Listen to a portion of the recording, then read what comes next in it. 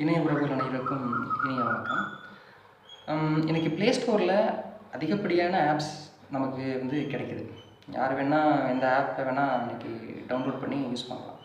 அதில் ஒரு வகையான ஆப்ஸ் தான் பார்த்தோம்னா அந்த டேட்டிங் ஆப்ஸ். இந்த டேட்டிங் ஆப்ஸு அதிகமாக யார் யூஸ் பண்ணுறாங்கன்னு பார்த்தா கல்லூரி மாணவ மாணவிகள். இவங்க யாருன்னே தெரியாத ஒரு நபர்கிட்ட தங்களுடைய டேட்டாஸை சொல்கிறாங்க. பேர், ஊர், address, phone number, mail ID எல்லாத்தையுமே அதில் டேட்டாவை இன்புட் பண்ணி அவங்கக்கிட்ட அந்த யாரும் தெரியாத நபர்கிட்ட பேசணும்னு நினைக்கிறாங்க, பழகணும்னு நினைக்கிறாங்க. இது ஒரு டெம்பரரியான எமோஷன்ஸ். இதை ஃபஸ்ட் நம்ம புரிஞ்சுக்கணும். ரெண்டாவது இதனால் நிறைய ஆபத்து இருக்குது. ஸோ யாருன்னே தெரியாத ஒரு நபர்கிட்ட நம்ம போய் பழகுறோம் அப்படின்னா அவங்க என்ன மாதிரியான கண்ணோட்டத்தோடு நம்மளை பார்ப்பாங்க அப்படின்றத குறிப்பாக பெண்கள், கல்லூரி பெண்கள் இது ரொம்பவே இந்த விஷயத்தில் ரொம்ப கவனமாக இருக்கணும். சமீபத்தில் ஒரு விஷயம் நடந்தது கூட எல்லாருக்கும் தெரியும்.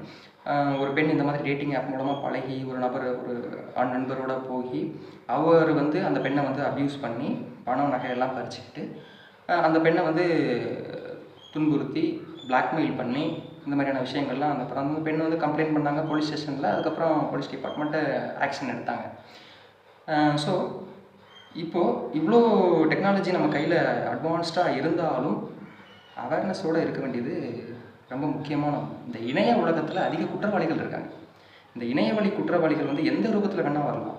ஒரு சைபர் கிரைம் அட்டாக் பண்ணலாம், உங்களோட அக்கௌண்ட்ஸை ஹேக் பண்ணலாம், உங்களை இந்த மாதிரியான social media connections, Instagrams, Telegram, Snapchat extra நிறைய ஆப்ஸ் இருக்குது. ஸோ இந்த மாதிரியான ஆப்ஸ் மூலமாக உங்ககிட்ட பழகி உங்ககிட்ட நல்லவங்க மாதிரி அவங்களோட பிம்பத்தை வெளிப்படுத்தி உங்களை நம்ப வச்சு உங்களை ஏமாத்துறதுக்கு, உங்களை ஒரு ஆபத்தான சுச்சுவேஷனில் தள்ளி விடுறதுக்கு there are more chances nowadays.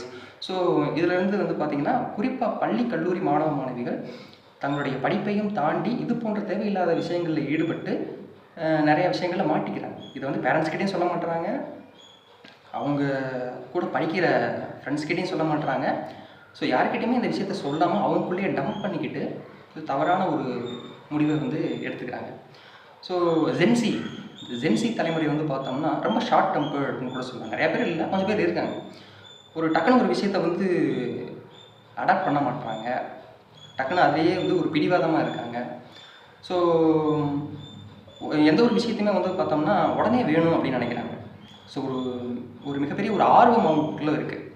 உடனே இதை பண்ணணும், உடனே எனக்கு இது கிடைக்கணும், உடனே இதை ஃபன் பண்ணணும், எக்ஸ்ப்ளோர் பண்ணணும், இந்த மாதிரியான விஷயங்கள் பண்ணணும் அப்படின்னு சொல்லிட்டு இப்போ இருக்கக்கூடிய இந்த ஜென்சி கிட்ஸ் அதிகமாக இந்த விஷயங்கள் தேடி போகிறாங்க. தேடி தேவையில்லாத விஷயங்கள்லாம் மாட்டிக்கிறாங்க. பட் அதில் ஓவர் கம் பண்ணி வெளியில் வர்றாங்களா, அந்தளவுக்கு மன வலிமை இருக்கா அப்படின்னு கேட்டிங்கன்னா கொஞ்சம் பேருக்கு இருக்குது.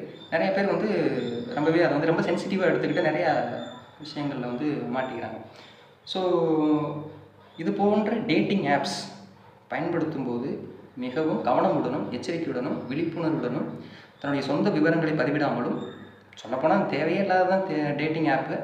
ஏன்னா நம்மளை சுற்றி இருக்கிற ஃப்ரெண்ட்ஸு கூட, ஃபேமிலி மெம்பர்ஸ் கூட பேசாத, சொல்லாத, ஷேர் பண்ணாத விஷயத்தையா யாருன்னே தெரியாத ஒரு நபர்கிட்ட நம்ம போய் பேசி பழகி அவங்க நம்ம மேலே அக்கறை வச்சிட போகிறாங்களா அப்படின்றத நம்ம உருவாக்கிக்கிறோம். தேங்க்யூ.